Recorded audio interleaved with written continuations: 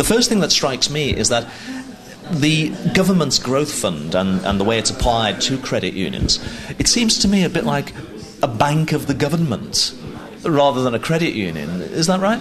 No, what we're doing is giving capital to credit unions, and it's up to them how they then lend that out. And the idea is that, I mean, yes, it's taxpayers' money, but it becomes self-sustaining because obviously the loans that are paid out come back. And so we want to be able to kind of pump prime credit unions to get them to reach a critical mass, whereby they're very effective in their communities and are able to make a difference to the lives of hundreds and thousands of people. How do they qualify for it? Because, of course, not all credit unions have this money available to them.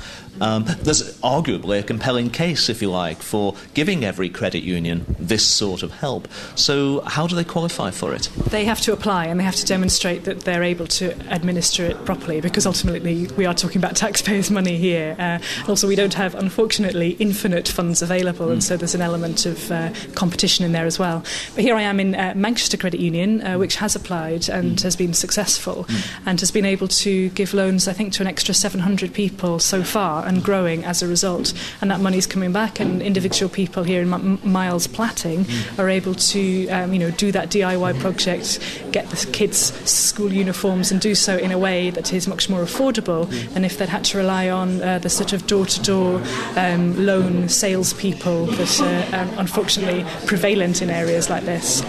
The criticism might be made, though, that it's sort of not quite in, if you like, in keeping with the notion of a credit union. In other words, its assets are essentially what its members have saved, and they're lending and borrowing using those savings. So is this some kind of, some kind of offshoot? Is this a new world of credit unions?